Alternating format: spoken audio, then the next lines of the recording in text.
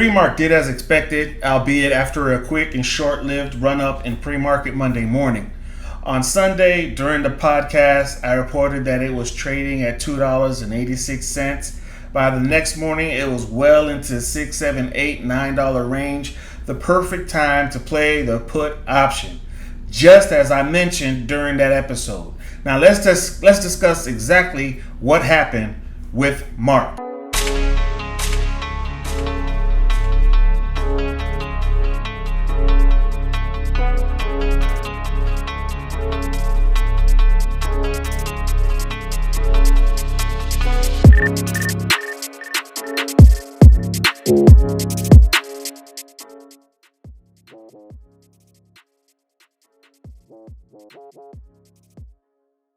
Welcome to Money Talk Sundayz. I'm your host, Investment Bro Stevie B.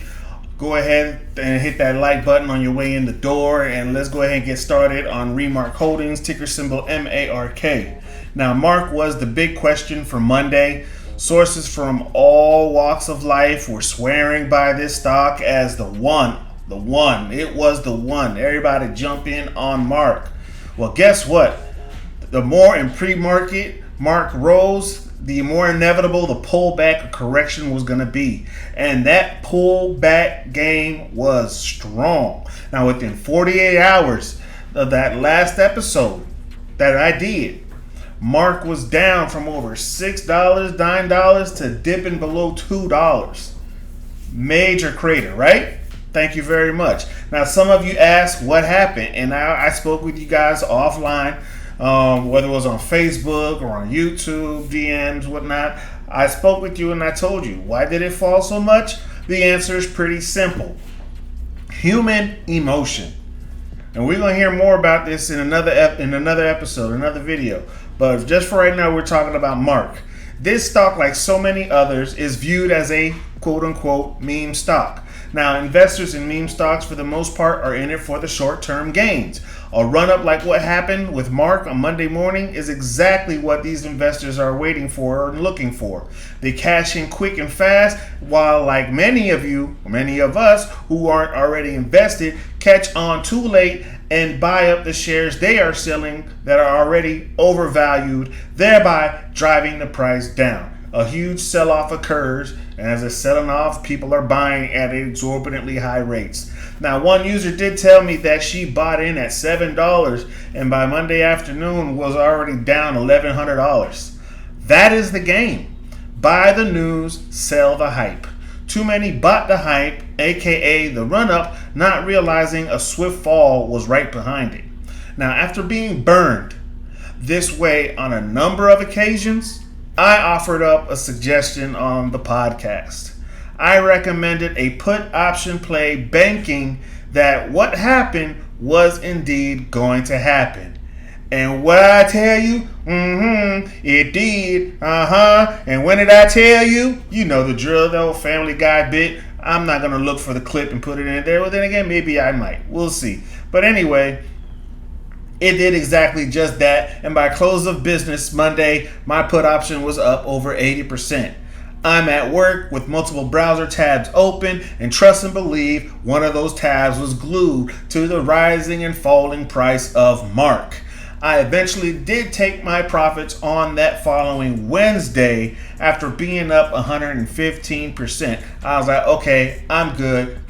A quick in and out. It felt good being able to read that play, to call what was actually going to happen and being right about it and being able to share that with you and seeing if some of you took that suggestion. Not advice. I'm not a financial advisor, but it was a suggestion.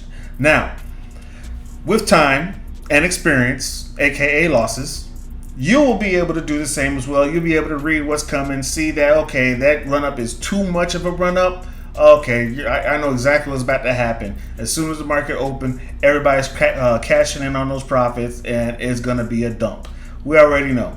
Now, funny thing is, on Friday, this past Friday, people were claiming that Mark was going to run up again on Friday, claiming that the stock goes up on Fridays and hangs up and goes up over the weekends, and on Mondays it tanks.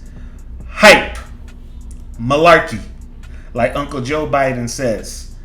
I was skeptical about this. So, again, I kept my eyes glued to my tabs, to my platforms, watching the activity on Mark.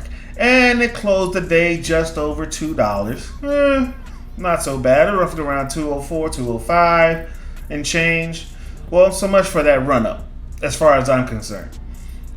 Now, I will acknowledge that as of this taping, as of this recording, today it is trading at $2.11. So there was some gain, but hardly the gain that was experienced on Monday morning during pre-market hours, and hardly enough to appease anyone who jumped in Monday morning above $5. Shit, above $3. You jumped in, you lost a lot of money.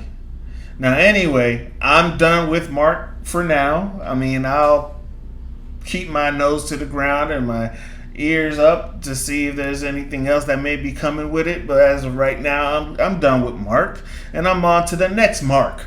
No pun intended. Well, maybe a little pun intended. Now, if you're interested in what I have my eyes set on for the next week, go ahead, subscribe to the podcast. Get your notifications first on what the next play is going to be. If not, don't say I didn't tell you. Happy trading, Bros Nation. Looking forward to another good trading week. Peace out. Take a penny, leave a penny. Stevie B. Take a penny, leave a penny, I ain't got no act right. Say you need a hit, I spit fire in a crap pipe. Road niggas beef, another episode of bum fight. Say she sprung a leak and need a plumber with my dome tight. On site, lady now, this is called a long pipe. She don't get it, guess it's gonna be another long night. Stevie don't sleep, Stevie do that over time. Stevie gon' shoot from that 3-point line. I make it in, ho. New slaves hating like I'm Django. Say she